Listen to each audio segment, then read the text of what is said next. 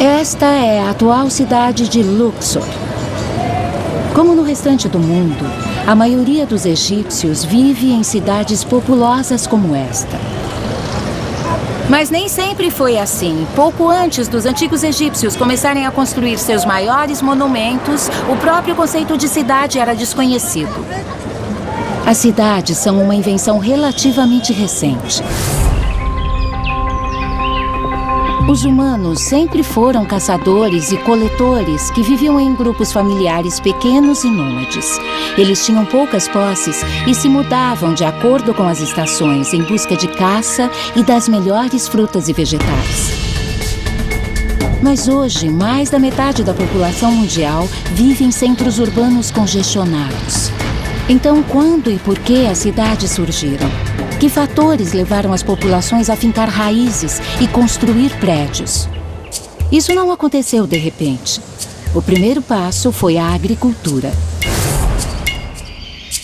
Para se cultivar uma lavoura, era preciso ficar no mesmo lugar.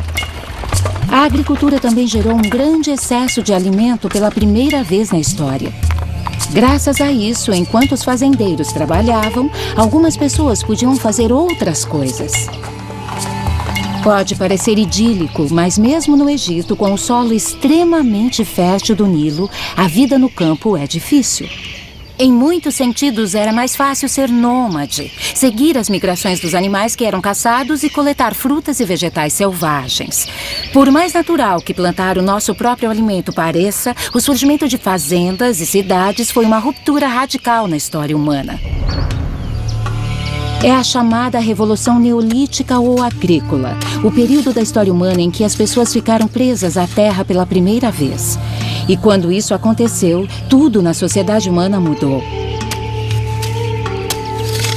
Algumas das evidências mais antigas de agricultura de todo o mundo estão no Egito, num lugar chamado Fayum, cerca de 130 quilômetros ao sudoeste do Cairo.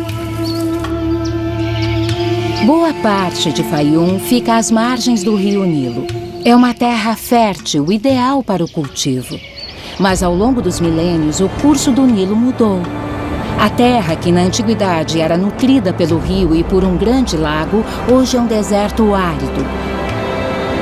Foi numa destas regiões que minha colega Vilank Vendrick encontrou recentemente evidências de uma antiga comunidade agrícola que data de 5.500 a.C., 3.000 anos antes da construção das primeiras pirâmides. Podemos dizer que essas trincheiras representam o primeiro povoado do Egito, ou a primeira evidência de um povoado, ou temos uma coisa mais antiga? Pode haver povoados mais antigos, mas não encontramos. Essa é a evidência mais antiga que temos de um povoado. E não é um povoado da forma que imaginamos, com ruas e casas. A equipe de Vilank estuda as camadas de material depositadas pelas pessoas ao longo do tempo. O nome da técnica é estratigrafia. Camadas escuras de cinzas revelam que os aldeões antigos construíram fogueiras em locais permanentes. Isso indica que este povo habitou este local por décadas. Algo que só poderia ser feito se o povo tivesse controle sobre sua fonte de alimento. E a única forma de se obter este controle era através da agricultura e da pecuária, no lugar da caça e da coleta. Eles não só plantavam trigo e cevada em lavouras, como também tinham ovelhas, carneiros e porcos. Encontramos muitos porcos. O interessante sobre os porcos é que eles não gostam de andar. Então, os porcos tendem a indicar uma vida sedentária. Mas por que este povo antigo decidiu fincar raízes, plantar lavouras e construir uma comunidade? Mudanças climáticas podem ter permitido o cultivo. E é possível que a agricultura tenha se tornado necessária para alimentar mais gente. Ou talvez alguns tenham concluído que ao cultivar e controlar alimentos, eles teriam poder sobre os outros. É difícil determinar com precisão o que causou o salto para a agricultura, mas qualquer que tenha sido a inspiração, este povoado parece ter sido ocupado por 500 anos. Então a vida devia ser boa. É muito fácil quando se sabe onde estão os recursos. É só escolher um lugar e ir até onde as coisas estão. Havia um lago maravilhoso, repleto de peixes. Então eles tinham uma rotina bastante equilibrada. Este é o povoado agrícola mais antigo já encontrado no Egito. Mas em outras partes do mundo, as comunidades começaram a surgir milhares de anos antes. No centro da Turquia foi erguida uma enorme estrutura protetora sobre uma das escavações arqueológicas mais importantes do mundo e o maior sítio neolítico já encontrado, o povoado de Çatalhöyük. As pessoas começaram a morar aqui quase 2000 anos antes de os primeiros fazendeiros surgirem às margens do Nilo. Çatalhöyük foi descoberta no final dos anos 1950. A arqueóloga Caris Eklund concordou em me mostrar este sítio incrível. São muitas camadas. Esse lugar foi habitado por bastante tempo. Vocês sabem quanto? Ele foi habitado por cerca de 1.400 anos. Os primeiros ocupantes datam de 7.400 a.C. e abandonaram o local por volta de 6.000 a.C. E de quantas pessoas estamos falando? Estimamos uma população entre 3 e 8.000 pessoas, que deve ter mudado ao longo do tempo. Então este sítio não apenas é o mais antigo, como também é muito maior do que o de Fayum, no Egito. Esta é uma das primeiras cidades do mundo. As casas de Çatalhöyük foram construídas com tijolos de barro ou adobe em formas retangulares. Travessas de madeira sustentavam telhados feitos de barro e junco. Cada construção tinha 1, 2 ou 3 cômodos, separados por paredes mais finas. Olhando para um lugar como esse, parece natural que as pessoas vivessem entre 4 paredes, mas de certa forma foi uma mudança radical para pessoas que antes eram livres, móveis e vagavam pelos campos e agora iam morar em espaços apertados. E as casas onde eles moravam eram muito diferentes das casas em que vivemos hoje. São muito menores para começar. Não há espaço entre as paredes que dividem as casas. Elas eram muito próximas. Às vezes dividiam paredes, às vezes eram separadas por centímetros. Então não há ruas. E achamos que eles se deslocavam pelos telhados. E entravam nas casas por buracos no teto. As casas deviam acomodar de 8 a 10 pessoas e ficavam coladas umas às outras, como numa colmeia. Os arqueólogos já descobriram 18 camadas de construções em Çatalhöyük, uma profundidade de quase 7 andares. Uma construção durava aproximadamente 80 anos. E quando as pessoas iam abandonar uma casa, elas passavam por um processo especial. Primeiro limpavam a casa toda. Esfregavam o chão, esfregavam as paredes, desmontavam o teto, tiravam as travessas e derrubavam a parte de cima das paredes. Depois preenchiam cuidadosamente o resto da habitação com terra e erguiam a casa nova em cima dela. Os arqueólogos chegaram a encontrar 4 casas alinhadas exatamente em cima da anterior, com as paredes, fornos e lareiras exatamente no mesmo lugar. Então, nesta cidade antiga, há uma continuidade notável ao longo do tempo. Há diversas teorias sobre quem morou em Çatalhöyük. Alguns arqueólogos acreditam que eram todos fazendeiros, que trabalhavam nas planícies inundáveis que cercavam a cidade. Mas outros acreditam que pelo menos alguns dos moradores eram livres para se dedicar a outras atividades, já que a comida era abundante. Se pensarmos em todas as atividades de uma cidade moderna, igrejas, cemitérios, zonas industriais ou fábricas, residências, o que vemos em Çatalhöyük é tudo isso reunido num espaço só, o lar. Eles enterravam os mortos sob o piso, eles cozinhavam, comiam e viviam no salão principal. Então cada família vivia sua própria vida aglomerada nessa cidade. Isso, mas ao mesmo tempo há um certo equilíbrio, porque eles viviam numa comunidade com outras 5.000 pessoas. Para os moradores de Çatalhöyük, este estilo de vida trouxe novos desafios, como lidar com dejetos humanos, lixo e doenças. Em Çatalhöyük, na Turquia, os arqueólogos trabalham há anos para escavar estas habitações neolíticas, algumas delas com mais de 9.000 anos de idade. Eles reconstruíram um dos lares antigos e o chamam de Casa Experimental. Pode descer, Caris.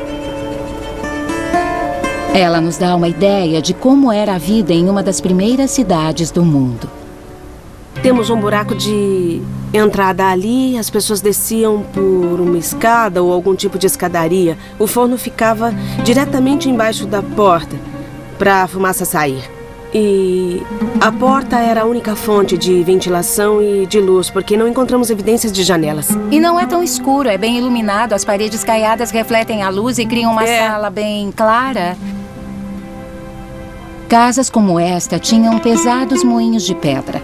Um indício claro de que estas pessoas dependiam de grãos e vagens, alimentos que precisam ser processados antes de consumidos. Uma coisa interessante sobre a dieta é que cada casa tinha uma área de armazenamento. Então, eles estocavam e preparavam a própria comida. Este equipamento de moagem era necessário para que eles pudessem comer. Então, eles não podiam simplesmente ir embora, porque teriam que transportar tudo isso, que é muito pesado, são bens imóveis. Eles estavam comprometidos a ficar aqui. E podemos ver isso claramente nas obras de arte. Esta é uma réplica do original. Isso, é uma réplica de uma pintura. Ela já foi interpretada de diversas formas. Alguns dizem que isso aqui é um vulcão. Ele se chama Hassan Dar e nos dias claros é possível vê-lo daqui. Algumas pessoas acham que é a erupção do vulcão e que esses blocos representam as casas de Çatalhöyük. Uma interpretação alternativa diz que é a pele de um leopardo, porque sabemos que eles eram muito importantes. Tudo indica que a vida em Çatalhöyük era eficiente e sem sobressaltos. Este povo antigo claramente aprendeu a viver bem no mesmo lugar e com outras famílias por um longo período. Mas com os primeiros grandes aglomerados humanos da história, surgiram uma série de consequências desagradáveis. Com uma população de 6.000 pessoas dividindo o mesmo espaço ano após ano, sem nunca se mudar para uma área mais limpa, a higiene era um grande problema. E embora os restos mortais não conservem muitos indícios, doenças infecciosas e parasitas, como solitárias e piolhos, deviam ser comuns. A mudança para as cidades foi um caminho perigoso. E quanto ao lixo, como lidavam com ele? Eles acumulavam o lixo aqui mesmo. Havia espaços entre as construções que hoje nós chamamos de estrumeiras ou áreas de descarte. É onde eles depositavam todo o lixo doméstico e os dejetos humanos. Então devia ser bem mal cheiroso. Provavelmente. Devia ser... Nós sempre pensamos nisso. Devia cheirar muito mal, devia atrair moscas, e devia haver ratos vivendo nos pequenos espaços entre as casas. Levando em conta os aspectos negativos, como infecções, doenças e vermes, a vida num lugar apertado e populoso como Çatalhöyük parece ser um retrocesso. Então, como era a vida antes da Revolução Agrícola, antes dos povoados fixos? Para saber, basta seguir uma cultura que ainda sobrevive da caça e da coleta. Restam poucos destes povos e a maioria deles vive em lugares remotos e inacessíveis. Mas, felizmente, existem pessoas que conservam a memória deste estilo de vida em áreas bem mais próximas. No estado do Oregon, vivem as tribos do Planalto, o Matila, Caiús e o Walla Walla. Estes nativos americanos ainda praticam a caça e a coleta. Embora vivam em aldeias e cidades permanentes a maior parte do tempo, ao longo de várias semanas por ano, na primavera e no outono, eles deixam o mundo urbano para trás e retornam ao estilo de vida nômade de seus ancestrais. Brian Connor e Ken Hall são caçadores tribais. Por que as pessoas de ascendência indígena ainda tentam viver a moda antiga, caçando e coletando? Se houver uma pessoa que ainda fale a língua, ainda saiba como caçar e coletar e ainda conheça os costumes, se houver uma pessoa entre centenas, a cultura continuará viva. Bob Connor é diretora do Instituto Cultural Tribal, onde ensina os costumes antigos às novas gerações. Você acha que as tribos do Planalto vivem nessa área há cerca de 10.000 anos? No mínimo 10.000 anos. E eles nunca moraram em cidades, sempre em povoados menores? Nós morávamos em aldeias perto de rios e de vales. E em áreas protegidas, principalmente no inverno. E migrávamos junto com nossas fontes de alimento, quando as estações mudavam. A migração constante exigia pouca bagagem, especialmente em termos de abrigo. Marjorie Oaheneka aprendeu a caçar e coletar ainda na infância. Uma das palavras que sempre vem à mente das pessoas é nômade. É um termo correto em parte, mas não exatamente, porque não viajávamos à toa, havia um propósito por trás daquilo. Era migratório. Isso, o propósito era encontrar comida. O abrigo perfeito para este estilo de vida móvel era uma espécie de tenda, o tipi. As tribos do Planalto costumavam viajar em grupos familiares de cerca de 25 pessoas.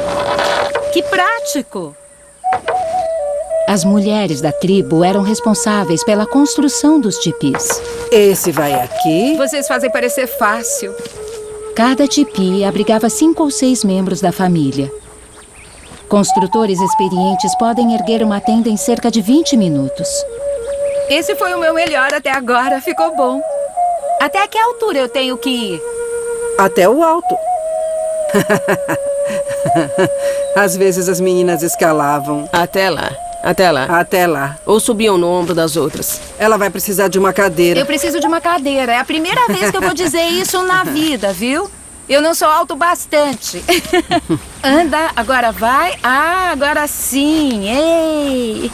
Marjorie, nem demoramos muito para montar. E eu fiquei pensando em como isso se compara à vida na cidade, em que todo mundo fica apertado em estruturas permanentes. Essa não parece uma forma ruim de se viver. E não era. Nós estamos sempre ao ar livre, nós nos mantemos ativos. Vocês caçam, montam cavalos, coletam, acampam de vez em quando em tendas como esta. É um estilo de vida saudável. Muito saudável. Foi só quando os não-índios chegaram que nós começamos a sofrer com doenças e outras coisas que restringiram a nossa longevidade.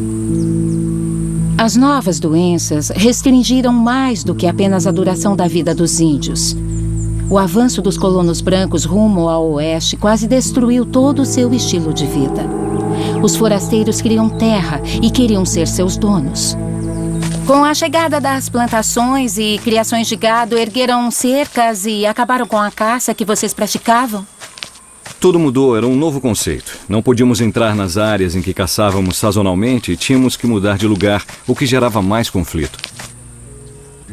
Embora em escala menor, e durante apenas parte do ano, as tribos do Planalto do Oregon manterão as tradições vivas enquanto houver raízes e frutas para colher e manadas para caçar. O nosso estilo de vida antigo foi provado ao longo de milhares de anos. E esse país tem apenas alguns séculos e, com as dificuldades que o mundo enfrenta hoje, pode ser que a gente volte a viver como antes. Então, se a civilização entrar em colapso, Sem vocês problema. sabem que Saberemos estarão sim bem. o que fazer. Eu vou me mudar pra cá.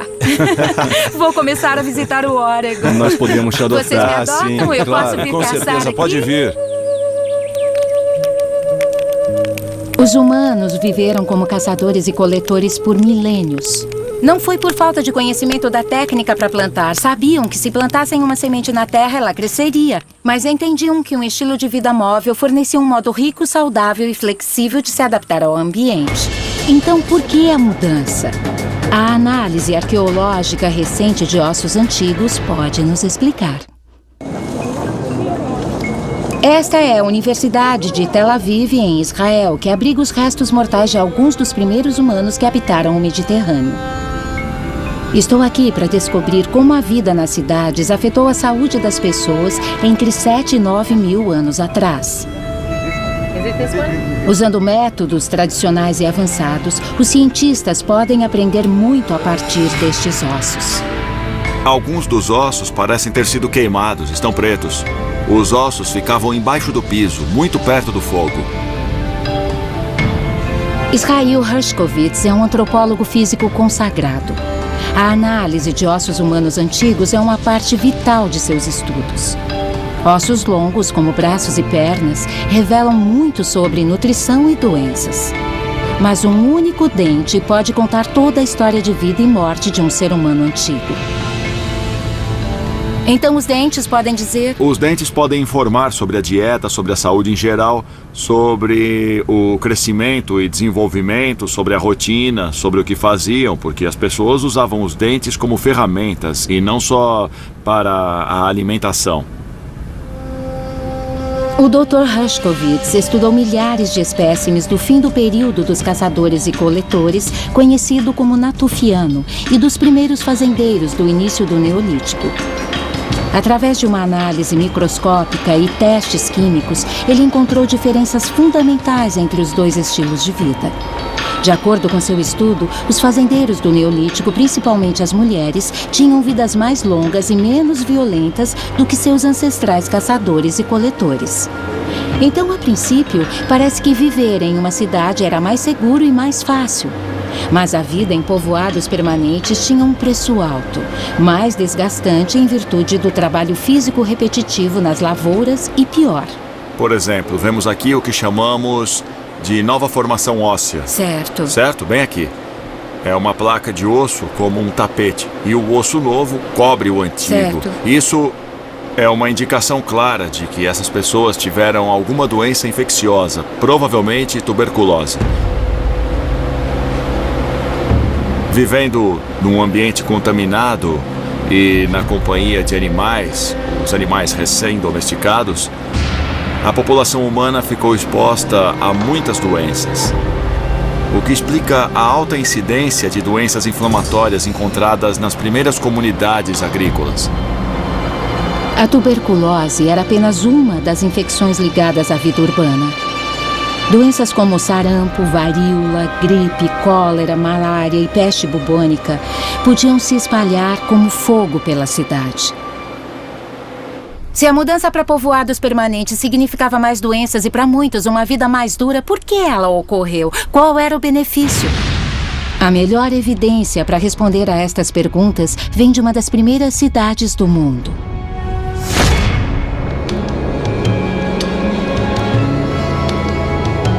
Esta é a atual cidade de Jericó. Hoje, cerca de 20 mil pessoas vivem aqui, no território palestino, próximo ao Mar Morto. Acredita-se que Jericó seja uma das cidades continuamente habitadas mais antigas da Terra, estabelecida há cerca de 10 mil anos, provavelmente antes do primeiro povoado de Çatalhöyük. Estou escalando um dos primeiros muros conhecidos da história. Ele tem 9 mil anos de idade e pode até ser mais velho. Pode não parecer muito, mas há 1 metro, talvez 1,5 metro abaixo do solo. Além disso, ele está ligado a esta torre enorme, redonda e monumental que tem uma escadaria em seu interior. Provavelmente a primeira escadaria da história humana. A maioria dos arqueólogos acredita que uma muralha e uma torre como estas só podem ter sido erguidas para defesa. Nas cidades havia algo a ser defendido: suprimentos de comida e todas as comodidades de uma vida sedentária. Pela primeira vez na história, as pessoas tinham uma coisa além de si mesmas e de suas famílias para proteger. Jericó era uma comunidade neolítica vibrante e movimentada. Os arqueólogos acreditam que cada lar havia acumulado bens de valor ao longo das temporadas, mantimentos como grãos e óleo e objetos fabricados. E eles tinham que ser defendidos. Os moradores faziam cestas, criavam tecidos em teares e transformavam a pele dos animais em couro.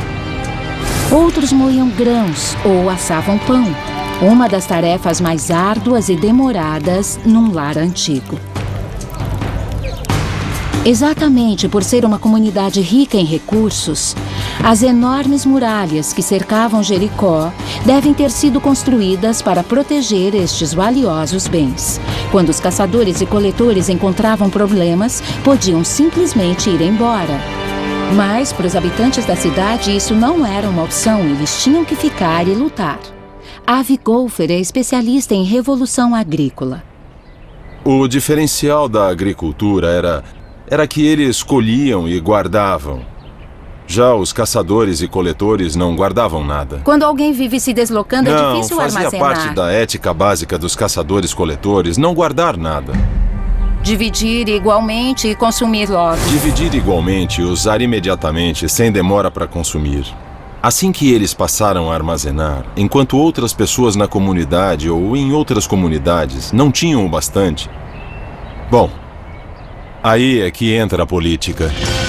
E com a política surge inevitavelmente a disputa pelo controle das terras. Um conceito raramente visto entre caçadores e coletores. Para mim fica claro que quando o Neolítico começou e as pessoas começaram a colher coisas que plantaram alguns meses antes, a territorialidade se tornou uma questão importante. Foi o início das guerras e de todo o resto. De repente, o que antes era dividido tornou-se fonte de competição, conflito e guerra. E este não era o único problema. Inevitavelmente, algumas pessoas eram melhores do que as outras na produção e proteção do excesso de alimento. Quando as pessoas fincaram raízes, elas começaram a acumular riquezas. Isso mudou todo o sistema social, criando uma coisa que os seres humanos nunca tinham visto: ricos e pobres. Quando as aldeias se tornaram vilas e as vilas cidades, o poder e a riqueza da classe dominante atingiram novas alturas. E depois de aberta, esta porta jamais seria fechada. Nas cidades primitivas, como Çatalhöyük e provavelmente também em Jericó, a diferença entre o tamanho e o conforto das casas era pequena. Então parecia não haver uma elite mais rica. Mas ao longo de milhares de anos, com a evolução das cidades, os conceitos de riqueza e pobreza e o abismo entre os poderosos e os miseráveis tornaram-se familiares e aceitos em todo o mundo. Esta é a cidade antiga de Éfeso. Originalmente uma colônia mercantil grega na costa da Turquia, ela foi anexada ao Império Romano no século II a.C. Era habitada por comerciantes ricos, artesãos de classe média e escravos miseráveis. Éfeso foi fundada pelos gregos no século IV a.C. Sob os romanos, ela cresceu, tornando-se um dos maiores portos do Mar Egeu, com mais de 500 mil de habitantes. Era claramente uma cidade fabulosa. Uma metrópole com ruas pavimentadas em mármore, mercados, uma linda biblioteca com mais de 12.000 pergaminhos e um imenso anfiteatro, com capacidade para 20.000 espectadores. Éfeso tinha todos os indícios de uma cidade moderna. Prédios monumentais, população diversa, profissões que definiam o status social e uma elite dominante que vivia em lares opulentos como este. Estou caminhando por vilas antigas na cidade de Éfeso e elas estão incrivelmente bem preservadas. Temos mosaicos no piso, afrescos nas paredes, átrios, fontes, o tipo de coisa com a qual a elite gostava de se cercar. Podemos ver outras salas, onde eles recebiam visitas. Salas com mosaicos rebuscados e lindos afrescos que chamam a atenção pela cor. É fácil ver a divisão entre os ricos e os pobres em Éfeso. Isso porque aqui, como em várias cidades ao redor do mundo, as regras haviam mudado. Uma minoria havia descoberto como extrair impostos e trabalho da maioria e tornou-se rica ao fazer isso. As evidências desta exploração econômica estão em toda parte no mundo antigo, incluindo em um sítio arqueológico incrivelmente bem preservado na América do Sul. Estou na costa do Peru, numa cidade antiga chamada Chan-Chan. Do ano 1000 a 1450, ela foi uma grande metrópole. Em seu auge, ela teve mais de 30.000 habitantes, todos membros de uma complexa civilização chamada Timo. Chan-Chan era o centro do poder, de onde os reis Timos controlavam um vasto império. No centro da cidade havia um complexo de palácios imperiais, cercado por altas muralhas. Elas separavam a realeza e a elite, física e simbolicamente, dos comuns. Mas a elite também dependia dos frutos do trabalho da plebe. Os artesãos forneciam tapetes rebuscados, tecidos, cerâmica e produtos de metal. Eles produziam estes bens extravagantes para o palácio, mas como membros de uma classe inferior não tinham acesso aos espaços reais em seu interior. O que a princípio parece não ser nada além de um labirinto de paredes de adobe decorativas, é na verdade uma série de barreiras elaboradas, projetadas para restringir a entrada às áreas onde eram guardadas as riquezas de Chan Chan. O arqueólogo Jason Turri mostra as evidências de desigualdade social nesta cidade. O acesso a essa área, por estar no centro da praça, era estritamente controlado. Então, estamos no centro. Eu notei que há diversas passagens sinuosas e as paredes eram muito altas. É difícil entrar nesse espaço e eles controlavam os bens valiosos, garantindo que ninguém pegasse e decidiam o que ia para onde. Sem dúvida, o imperador não poupou esforços para dificultar o acesso a essas áreas internas de armazenamento. O movimento no interior desses muros, que eram altos, era muito controlado e muito lento também. Os Timos acreditavam que o status social havia sido determinado pela própria criação. De acordo com seus mitos, o Deus Sol povoou a Terra com 3 ovos. Um de ouro para a elite dominante, um de prata para os sábios e um de cobre para todos os outros. E o lugar de todos os outros era do lado de fora das muralhas do palácio. Chan Chan foi uma cidade de reis, mas também pode ter sido uma cidade de miseráveis. Estamos do outro lado do muro e eu vejo imediatamente a diferença na arquitetura. Essas são as ruínas de uma estrutura. Podemos ver que é uma construção, mas não era nada parecida com o palácio. Parede. Olhando em volta, é possível discernir os contornos das construções, mas não há absolutamente nada de grandioso no que temos aqui. Aqui é onde os lares e oficinas rústicos de adobe dos artesãos de Chan Chan ficavam. Isso é uma característica de cidades antigas em todo o mundo. A maior parte da população era controlada por uma pequena elite. E era uma armadilha. Essas pessoas não viviam tão bem quanto aquelas, mas o que elas podiam fazer? Estavam presas a essa cidade e não tinham mais para onde ir. Certo. Após um certo ponto, restam poucas opções para se escapar de um sistema como esse. Um sistema de separação social e separação econômica extremas. Muita gente deve pensar eles deviam voltar a ser caçadores e coletores, já que todos eram iguais, mas isso não era uma coisa que eles podiam simplesmente fazer porque a memória de como caçar ou colher já tinha sido extinta. Isso. Impérios regionais como Timo surgiram em diversas partes do Novo Mundo, com uma elite que se considerava invencível. Mas era apenas uma ilusão. Às vezes, seu poder e alcance eram surpreendentemente frágeis. No século XVI, exploradores espanhóis se depararam com uma vista impressionante nas selvas do sul do México. Uma cidade abandonada, repleta de magníficas estruturas de pedra, pirâmides, templos e palácios. A população maia local chamava as ruínas de Otolum, que significa terra com casas fortes. O nome espanhol Palenque significa fortificação. Embora o nome evoque força, Palenque, como a maioria das cidades ao longo da história, estava destinada ao fracasso. Colossais templos de pedra como este em Palenque, no México, foram construídos por reis poderosos que podiam mobilizar a mão de obra e os recursos de toda uma região. Estes reis, com uma força de trabalho gigantesca, transformaram Palenque numa enorme cidade-estado, que floresceu entre os anos 400 e 800. No auge da cidade, cerca de 7.000 pessoas viviam apertadas nesta pequena área. Os reis continuaram construindo cada vez mais estruturas grandiosas, alardeando seu direito ao trono. Mapeamentos recentes identificaram quase 1.500 construções, e os arqueólogos dizem ter revelado apenas uma fração da grande cidade cerimonial. Por 5 séculos, as terras cultivadas e selvagens ao redor de Palenque forneceram alimento e recursos o bastante para que a cidade crescesse e sua população prosperasse.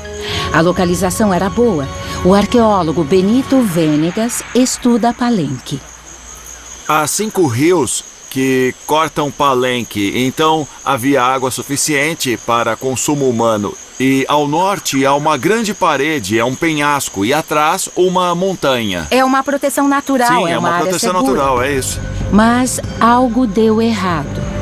Como em praticamente todas as cidades antigas do mundo, a estrutura de poder entrou em colapso e os prédios se transformaram em ruínas. Palenque foi abandonada em menos de 100 anos. No ano 900, a selva já havia começado a tomar conta da cidade grandiosa. Qual foi a causa desta queda apocalíptica? Antes da construção dos templos, eles começaram a cortar todas as árvores ao redor de Palenque. As árvores eram usadas como combustível na fabricação de estuque para revestir as enormes construções de pedra. 1 tonelada de estuque exigia a queima de 3 toneladas de lenha. A madeira era abundante, mas apenas por algum tempo. Quando a demanda superou a produção, a floresta ao redor de Palenque desapareceu. E sem as raízes para sustentá-lo, o solo da selva logo erodiu. E sem as árvores não havia solo bastante para que o milho e o feijão crescessem direito. Com o aumento da competição por recursos, Palenque foi tomada pela guerra. E também há evidências de uma seca devastadora no século IX. Hoje, acredita-se que a morte desta cidade, como a de cidades antigas em todo o mundo, se deveu à expansão além de seus recursos naturais. Quando uma cidade cresce muito e rápido demais, o colapso é inevitável.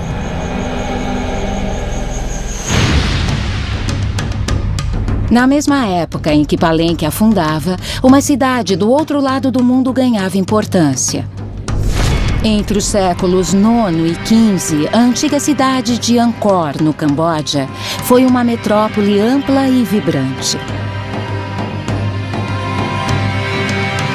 Repleta de templos magníficos, altares e palácios, além de milhares de casas para acomodar sua enorme população.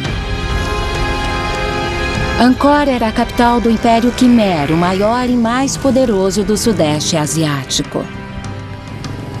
Cada governante Khmer expandiu a cidade, que chegou a cobrir quase 2.600 quilômetros quadrados. É a maior cidade pré-industrial já descoberta. Maior do que todos os 5 distritos de Nova York. Arqueólogos atribuem este crescimento notável ao sistema de abastecimento de água altamente sofisticado da cidade. No ano 2000, imagens de radar da NASA revelaram uma rede intrincada de canais e reservatórios. Este feito incrível de planejamento e engenharia capturava a água durante as monções anuais e a distribuía durante os meses de seca para consumo e irrigação. O sistema funcionava tão bem que Angkor continuou crescendo desenfreadamente, até atingir mais de 1 milhão de habitantes. Ironicamente, o sistema de abastecimento que permitiu o crescimento de Angkor também pode ter causado sua ruína. Ao longo dos séculos, tornou-se cada vez mais difícil manter a infraestrutura colossal. Quando o sistema de água entrou em colapso, uma seca implacável aumentou a crise. A cidade enfraquecida tornou-se vulnerável a invasores, que aproveitaram a chance. As causas por trás do colapso e abandono de Angkor são similares às de Palenque e de quase todas as outras cidades antigas. Superpopulação, crescimento desenfreado e esgotamento rápido dos recursos naturais levaram estas cidades ao fracasso. Uma lição cruel sobre as limitações da tecnologia.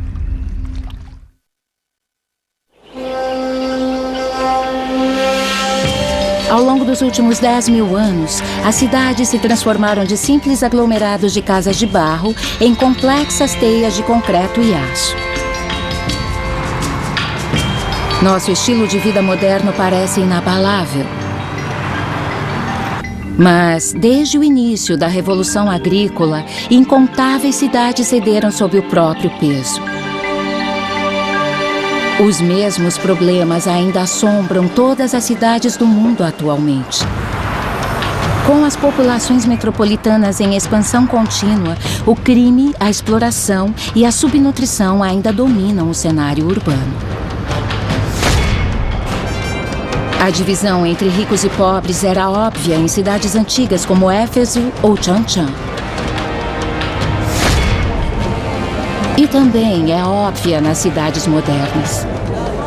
Parece até que a natureza das cidades é reunir as pessoas em espaços grandes e apertados e depois dividi-las de acordo com etnia, ocupação, religião e status. Jerusalém é uma destas cidades, onde uma população altamente concentrada, porém dividida, compete por recursos limitados. Nimrod Luz estuda estes conflitos em Jerusalém há mais de 20 anos. Esse é o bairro cristão. E o bairro muçulmano fica aqui. Estas comunidades distintas vivem muito próximas às outras, ombro a ombro. Esse é o bairro judeu reformado. E para terminar, esse é o pequeno bairro armênio. É nesse espaço que nós vivemos. Nimrod acredita que os problemas gerados por esta aglomeração são típicos de qualquer cidade. É estonteante, eu não conseguiria encontrar o caminho aqui. Então, além de me sentir perdida, eu estou confusa, porque há tantas camadas de religião, de etnia Eu acho que a palavra-chave é estonteante. Há pessoas com quem não falamos, há comunidades que não sabemos como funcionam, onde fazem compras. Quando pessoas diferentes não se misturam, não sabem como reagir uma a outra, elas optam pela indiferença. Todos os aspectos da interação social são intensificados na panela de pressão das cidades. Eu diria que a diferença entre as comunidades pastorais e as urbanas é o que está em jogo. Nas comunidades urbanas há muito mais em jogo. As coisas são mais complexas e mais elaboradas. Profundas. Mais profundas, é. O ser humano moderno existe há centenas de milhares de anos. Mas só começamos a viver em cidades há menos de 10.000 anos. Quase todas as cidades da antiguidade foram arruinadas e foram substituídas. Temos mais cidades e cidades maiores e não há um fim à vista. Os problemas urbanos de saneamento, doenças e abastecimento de água foram neutralizados por avanços na medicina e na engenharia, permitindo que a população mundial explodisse. Mas estaríamos à beira de uma nova onda de colapsos urbanos? A Terra nunca teve uma população humana tão grande. São quase 7 bilhões de pessoas, a maioria vivendo em cidades. A água potável é cada vez mais escassa. Doenças infecciosas fatais estão se alastrando. A competição por petróleo, árvores e espaço tornou-se feroz. A violência está aumentando. A vida na cidade seria apenas uma fase passageira? Versão brasileira Vox Mundi.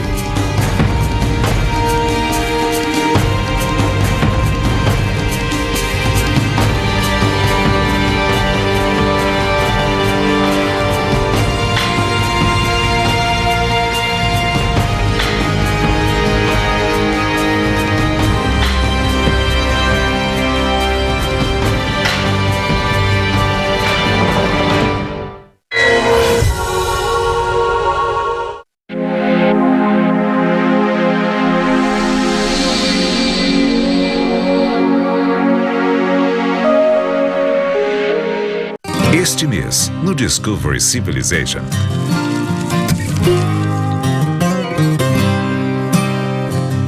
Seis homens arriscaram tudo em busca de um sonho antigo.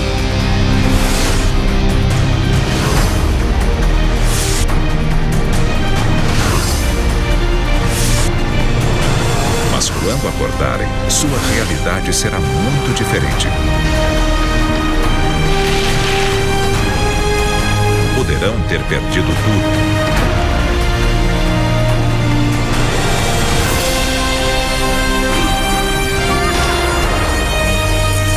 Ou ganhado milhões.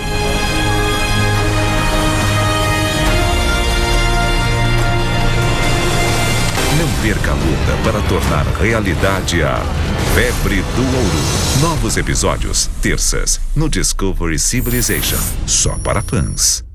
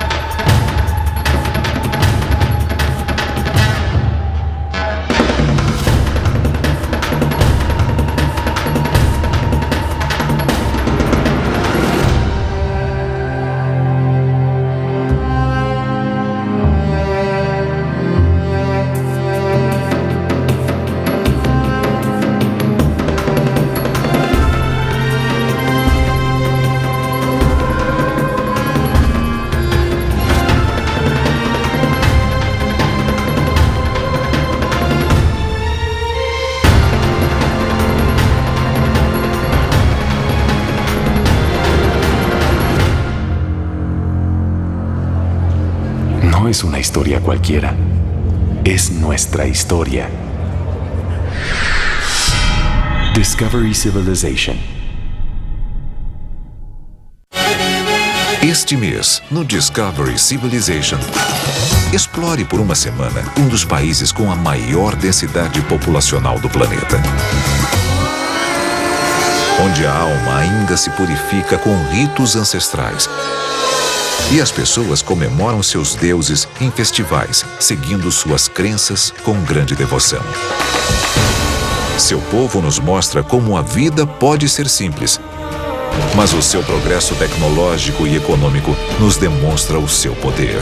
Descubra como uma cultura milenar se converteu em um líder mundial.